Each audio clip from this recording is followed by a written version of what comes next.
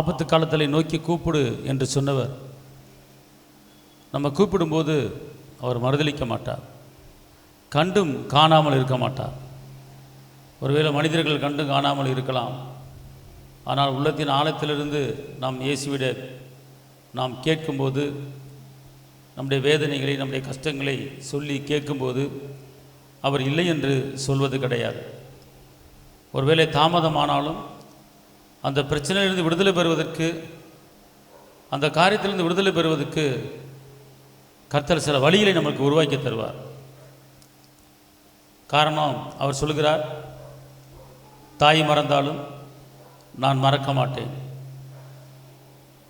ஸ்திரியானவள் தன் பாலகனை மறந்தாலும் நான் உன்னை மறக்க மாட்டேன் என்று அவர் வாக்கு பண்ணுகிறார். அவர் வாக்குத்தத்தம் பண்ணினவர், அவர் உண்மை உள்ளவர், நம்மளை ஒருபோது வெட்கப்படுத்த விட மாட்டார். தேவனுடைய வார்த்தை வானம் ஒளிந்தாலும் பூமி ஒளிந்தாலும் அது அழியாது ஒழியாது என்று அவர் சொல்கிறார்.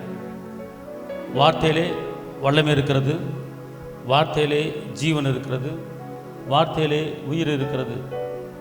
அந்த வார்த்தை சொல்கிறது, கேளுங்கள் கொடுக்கப்படும், தட்டுங்கள் திறக்கப்படும், தேடுகிற எவனும் கண்டடைவான்.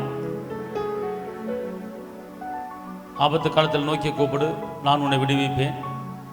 என்னை நோக்கி நீ கூப்பிட்டால் நான் உனக்கு மறு உத்தரவு கொடுத்து உனக்கு அறியாத உனக்கு எட்டாத பெரிய காரியத்தை உனக்கு செய்வேன் என்று அவர் வாக்கு பண்ணுகிறார். மாத்திரமல்ல, அவர் கூப்பிடும்போது நமக்கு செய்யக்கூடியதுக்கு காரணம் என்ன என்று கேட்டால், செய்யாமல் இருப்பதற்கு காரணம் என்ன என்று கேட்டால், செய்வதற்கு காரணம் என்ன என்று கேட்டால், ஒரு சில பேர் ஜெபிக்கிறாங்க கிடைக்கிறது, ஒரு சில பேர் ஜெபிக்கிறாங்க கிடைக்க மாட்டேங்குது. அதுக்கு என்ன காரணம் அப்படின்னா,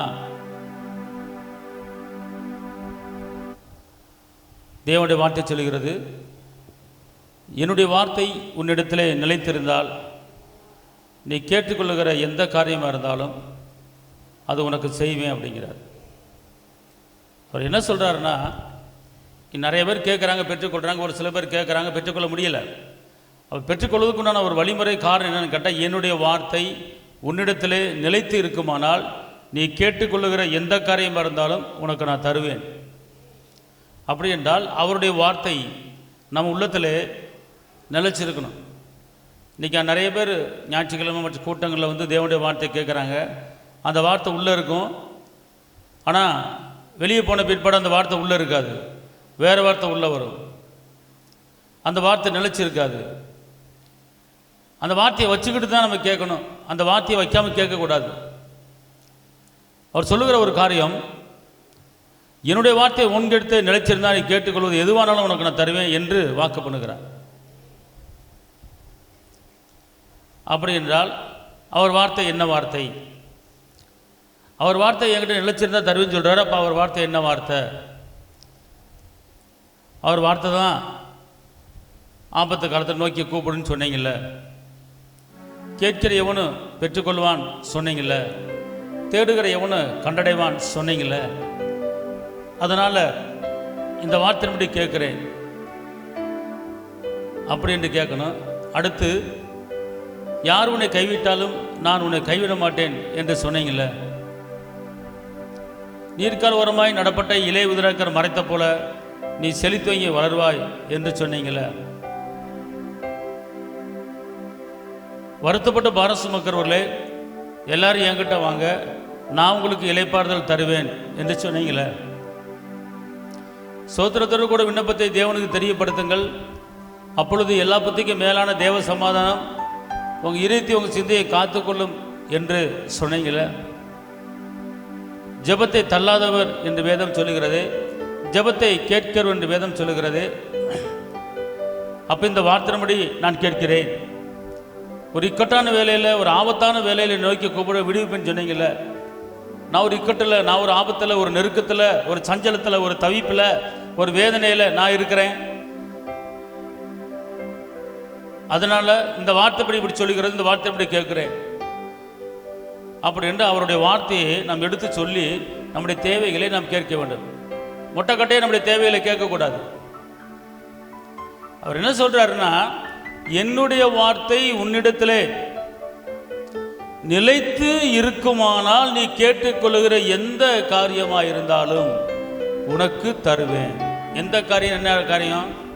ஒரு காரியம் இல்லை, 2 காரியம் இல்லை, 3 காரியம் இல்லை.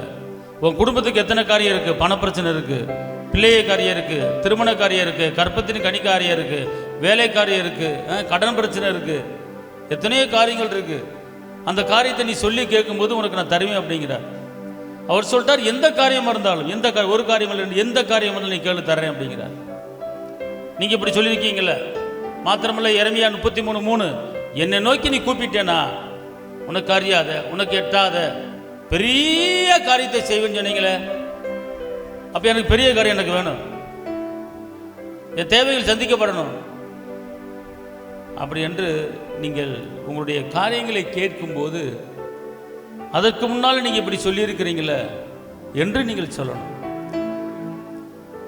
கேட்ட உடனே பெற்றுக்கொள்வதற்கு உண்டான காரியம். சில பேர் கேட்டு பெற்றுக்கொள்ளாமல் இருக்கிறாங்க. ஆனால் கேட்ட உடனே பெற்றுக்கொள்வதற்கான காரியம் இந்த ஒரு வசனத்தை எடுத்துக்கொள்ளுங்க. யோவானில் சொல்லப்பட்டிருக்கு, என்னுடைய வார்த்தை உங்ககிட்ட நிலைச்சிருந்தா நீ கேட்டுக்கொள்ளுற எந்த காரியம் தான் உனக்கு செய்வேன் அப்படிங்கிறார். அப்போ நான் என்ன சொல்கிறேன்னா, நீங்கள் நம்மக்கிட்ட பிரச்சனைகள் நிலைச்சிருக்கோம், நிந்தைகள் நிலைச்சிருக்கோம், அவமானம் நிலைச்சிருக்கோம், கவலை நிலைச்சிருக்கோம், நெருக்கம் நிலைச்சிருக்கோம். ஆனால் கர்த்தருடைய வார்த்தை நிலைத்திருக்காது. அவர் சொல்றாரு, உன் உள்ளத்துல, உன் இருதயத்துல, உன் ஆத்துமால என்னுடைய வார்த்தை நிலைத்திருக்கணும், நீடித்திருக்கணும். அப்போது நீ கேட்டு பாரு, நான் உனக்கு தருவேன். அப்போ நான் என்ன வார்த்தை? நீங்க இப்படி இப்படி செஞ்சிருக்கிறீங்க, இப்படி இப்படி சொல்லியிருக்கிறீங்க, இந்த வார்த்தையின்படி நான் கேட்குறேன், இந்த வார்த்தையின்படி சொல்லுகிறேன் அப்படி என்று நீங்கள் கேட்கணும். சும்மா கேட்கக்கூடாது. நீங்கள் இப்படி சொல்லியிருக்கிறீங்களே, நீங்கள் இப்படி சொல்லியிருக்கீங்களே. யாக்கோபு ஒரு ஜெபத்தில் கேட்குறாரு, ஆபிரகாம் சந்ததிக்கு நான் தருவேன் நீங்கள் சொன்னீங்கல்ல, நீங்கள் இப்படி சொல்லியிருக்கிறீங்களே, எனக்கு தாங்க அப்படின்னு யாக்கோபு ஜெபத்தில் கேட்குறாரு. அதே போல் நம்ம கேட்கணும். நம்ம இயேசுவின் பிள்ளைய மாத்திரமல்ல, எப்படி கேட்க வேண்டும் என்று கேட்டால், நீங்கள் ஒரு தகப்பன்ட்ட ஒரு பிள்ளை உரிமையோடு எப்படி கேட்குறான்? ஒரு தகப்பன் கொடுக்கலன்னா, மாயங்கரை எனக்கு வேணும் அடம்பிடிச்சி உரிமையோடு கேட்குறான் இல்லையா? அப்போ அதே போல் அந்த தகப்பன் அந்த பிள்ளை அப்படிங்கிற அந்த அந்தஸ்து, அந்த உரிமை அதை எடுத்துக்கொள்ள வேண்டும். அதை எடுத்துக்கொள்ளும் போது அவர் கொடுப்பார். எப்படி என்றால், எப்படி கேட்கணும்? அப்பா பிதாவே என்று கூப்பிட பண்ணுகிற புத்திர ஸ்வீகாரத்தின் ஆவியை நீங்கள் எனக்கு கொடுத்துருக்குறீங்க. நான் உங்கள் பிள்ளை, நீங்கள் என் அப்பா, எனக்கு கேட்குறதுக்கு ரைட் இருக்குது, எனக்கு கேட்குறதுக்கு பவர் இருக்குது, அத்தாரிட்டி இருக்குது. ஆனால் எனக்கு நாளைக்கு இந்த சிக்கலில் மாட்டியிருக்கு, இந்த பிரச்சனையில் மாட்டியிருக்கு, நாளைக்கு எனக்கு இந்த பிரச்சனை தீரணும். நீ என் தகப்பன், நான் உங்கள் பிள்ளை, உங்கள் ரத்தத்தால் நான் விடுதலையாக்கப்பட்டிருக்கிறேன், உங்கள் ரத்தத்தை சிந்தி என்னை கரையத்தை விலைக்கு வாங்கியிருக்கீங்க. நீங்கள் பொண்ணையோ பொருளையோ கொடுத்து நீங்கள் என்னை வாங்கலை, ரத்தத்தை சிந்தி அவன் பிடியிலிருந்து என்னை மீட்டு எடுத்துருக்கிறீங்க. அதனால் நான் உங்கள் பிள்ளையாக மாறி இருக்கிறேன். அதனால் எனக்கு ஒரு மரணத்துக்கு அதிகாரி பிசாசை தன்னுடைய மரணத்தை அழித்து என்னை மீட்டு எடுத்துருக்கிறீங்க. மீட்டு பயப்படுறதுக்கு அடிமைத்தனத்தின் ஆவியை பெறவில்லை, அப்பா பிதாவை என்று கூப்பிட பண்ணுகிற புத்திர சுவீகரத்தின் ஆவியை நீ பெற்றிருக்கிறேன்னு சொல்லி என்னை அழைச்சிருக்கிறீங்க, நீங்கள் என்னை பிள்ளையாக மாற்றிருக்கிறீங்க. அதனால் என் தேவைகள் இவ்வளோ இருக்கிறது, எனக்கு இப்படிப்பட்ட போராட்டம் இருக்கிறது, இப்படிப்பட்ட ஆபத்தில் நான் மாட்டியிருக்கிறேன், எனக்கு தெரியாது. நீங்கள் ஒரு இமைப்பொழுதில் மாற்றி அமைக்கிறீங்க. அக்னியில் பதில் சொல்கிற தெய்வம் நீங்கள். வானது இடிமுழக்கத்தை உண்டு பண்ணி நீங்கள் பதில் சொல்கிற தெய்வம் நீங்கள். ரெட்டிப்பாக நன்மை தருவேன், இன்றைக்கு தருவேன் என்று சகரியால சொல்லியிருக்கிறீங்க. இந்த வார்த்தையின்படி நான் கேட்குறேன், இந்த வார்த்தையின்படி எனக்காக கடவுது. அவர் தள்ளாட விட மாட்டார். மலைகள் விலைகளான பர்வதங்கள் நெல்லை பெயர்த்து போன அவனுக்கு பண்ணி உடன்படிக்கை மாற மாட்டேன்னு சொன்னீங்கல்ல. மழை போல பிரச்சனை வந்தாலும் அந்த பனி போல உருவாக்குன்னு சொன்னீங்கல்ல. எனக்கு நீங்கள் அற்புதம் செஞ்சாகணும், எனக்கு நீங்கள் அதிசயம் செஞ்சாகணும். அருமையான தேவ பிள்ளைகளே, இந்த வார்த்தையை கேட்டுக்கொண்டிருக்கிற தேவ பிள்ளைகளே, இங்கே கேட்கறது ஏனா தானே என்று கேட்கக்கூடாது. அவர் வார்த்தையை வச்சு கேட்கணும், வார்த்தையை வச்சு நீங்கள் கேட்கணும். இரும்பு தாப்பில் முறித்து வெண்கல கதை உடைச்ச பொக்கிஷங்களை திறந்து விடுவேன் சொன்னீங்கள, பொண்ணும் பொருளும் உங்களை எடுத்துன்னு சொன்னீங்கள, பூமி அவருடைய காரணத்தால் நிரம்பி இருக்குன்னு சொன்னீங்கள. இந்த வார்த்தை எப்படி கேட்குறேன்? சகல பரிபூர்ணமும் உங்களுக்குள்ள அடங்கி இருக்குன்னு சொன்னீங்கல்ல. என் தேவன் தம்முடைய மகிமையின் ஐஸ்வர்யத்தின்படி என் குறையெல்லாம் கிறிஸ்து இயேசுவுக்குள் மகிமையில நிறைவாக்குவேன் என்று சொன்னீங்கள. நிறைவானது வரும்போது குறைவானது ஒளிந்து போகும் என்று சொன்னீங்கள. நான் குறையில் இருக்கிறேன், எனக்கு நிறைவு வேணும். உங்கள் நிறைவு வந்துட்டா என் குறை ஓடிடும். இந்த வசனத்தின்படி என் குறையை நீக்குங்க, இந்த வசனத்தின்படி என் பிரச்சனையை மாற்றுங்க, இந்த வசனத்தின்படி என் பொருளாதார தடையை மாற்றுங்க என்று நீங்கள் கேட்கும்போது கண்டிப்பான முறையில் இயேசுவை மாற்றி அமைக்க வல்லவராக இருக்கிறார். கேட்குற காரியம், பேசுகிற காரியம், அந்த வார்த்தை ஒரு விசுவாசமான வார்த்தையாக இருக்கும். மாத்திரமல்ல, நான் முதல்ல சொன்னேன், தேவனுடைய வார்த்தை உங்கள் உள்ளத்தில் இருக்கணும். அது எப்படி இருக்குன்னு நிலைச்சிருக்கணும். ரெண்டாவது சொன்னேன், அவருடைய வார்த்தையை சொல்லி இப்படி சொல்லியிருக்கிறீங்களே, இப்படி பேசியிருக்கிறீங்களே, இந்த வார்த்தையை நீங்கள் இப்படி சொன்னனால இந்த வார்த்தையின்படி நான் கேட்குறேன் அப்படின்னு சொல்லி கேட்கணும். அடுத்து நீங்கள் கேட்குற காரியம் எப்படி கேட்கணும் என்று கேட்டால் விசுவாசித்து கேட்க வேண்டும். எப்படி கேட்க வேண்டும்? விசுவாசித்து கேட்க வேண்டும். ரோமர் 14:23 சொல்லுகிறது, விசுவாசத்தில் வராத யாவும் பாவம் என்று சொல்லப்பட்டிருக்கிறது. நீங்கள் ஜெபத்தில் எவைகளை கேட்பீர்களோ அவைகளை பெற்றுக்கொண்டோம் என்று நீங்கள் விசுவாசித்தால் அவைகள் உங்களுக்கு உண்டாகும் என்று சொல்லப்பட்டிருக்கிறது. நீங்கள் பெற்றுக்கொள்வேன் அப்படிங்கிற ஒரு விசுவாசத்தோடு கேட்கணும். விசுவாசம் என்றால் இல்லாததை இருக்கிறது போல அழைக்கிறதுக்கு பேர் விசுவாசம். அப்போ நீங்கள் இல்லாததை இருக்கிறது போல என்ன செய்யணும்? அழைக்கணும், கூப்பிடணும். அப்போது அவர் கொடுக்க அவர் வல்லவராக இருக்கிறார். கேட்கிற காரியத்தில் ரொம்ப ரொம்ப கவனமாக இருக்கணும். வார்த்தையை உள்ளே கொண்டு வரணும், வார்த்தையை சொல்லணும், அந்த வார்த்தையை விசுவாசிக்கணும், அப்புறம் கேட்கணும். உள்ளே கொண்டு வரணும், வார்த்தையை பேசணும், அந்த வார்த்தையை விசுவாசிக்கணும். அப்படி விசுவாசிக்கும் போது அந்த வார்த்தை நமக்கு கேட்ட காரியத்தை கொண்டு வரும். அவர் இல்லைன்னே சொல்ல மாட்டார். காரணம், கேட்கிற எவனாக இருந்தாலும் பெற்றுக்கொள்வான். மாறாக அவர் சொல்லுகிறார், எப்படி கேட்க வேண்டும் என்று கேட்டால் ஸ்தோத்திரத்தோடு கேட்கணும். எப்படி கேட்கணும்? ஸ்தோத்திரத்தோடு விண்ணப்பத்தை தேவனுக்கு தெரியப்படுத்துங்கள். ஸ்தோத்திரம் போடணும், துதிக்கணும், ஆராதிக்கணும். துதிக்காமல், ஸ்தோத்திரிக்காமல், ஆராதிக்காமல், நன்றி சொல்லாமல் கேட்கக்கூடாது. என்ன சொல்கிறாரு? ஸ்தோத்திரத்தோடு கூட விண்ணப்பத்தை தேவனுக்கு தெரியப்படுத்துங்கள். அப்போது எல்லா புத்திக்கும் மேலான தேவ சமாதானம் நம்முடைய இதயத்தையும் நம்முடைய சிந்தையும் காத்து கொள்ளும் என்று சொல்லப்பட்டிருக்கிறது. அன்பார்ந்தவர்களே, நீங்கள் ஸ்தோத்திரம் போட்டு தான் கேட்க வேண்டும், துதித்து தான் கேட்க வேண்டும், ஆராய்ச்சி கேட்க வேண்டும். ஏன் என்று கேட்டால், இப்போது ஒருவருக்கு ஒரு பெரிய பண பிரச்சனை இருந்துச்சு. அந்த பண பிரச்சனை தீராத ஒரு பண பிரச்சனை. உடனே அவர் என்ன பண்ணாருன்னு கேட்டிங்கன்னா, அதிகமாக தேவனை 8 மணி நேரம் இல்லை, 10 மணி நேரம் இல்லை, ஒரு 12 மணி நேரத்துக்கு மேலே வெறும் துதி, ஸ்தோத்திரம், ஆராதனை மட்டும் எடுத்தார். எடுத்துட்டு ஒரே ஒரு வசனத்தை சொன்னார். அன்பார்ந்தவர்களே, நல்லா கவனிங்க. பணப்பிரச்சனைகள் மாறுவதற்குண்டான ஒரு வழிமுறை 12 மணி நேரம் துதி, ஆராதனை, இடைவிடாமல் துதி, ஸ்தோத்திரம், ஆராதனை அப்படியே ஆராய்ச்சி. ஒரே ஒரு வசனம், ஒரே ஒரு பிரச்சனை. 12 மணி நேரம் துதி, ஆராதனை, ஒரே ஒரு வசனம், ஒரே ஒரு ஜெபம். அந்த தேவை மட்டும் கேட்டார். இவ்வளோ தேவை இருக்குது, அவ்வளோதான், முடிஞ்சு போச்சு. அடுத்த நாள் தேவைகள் சந்திக்கப்பட்டு விட்டது.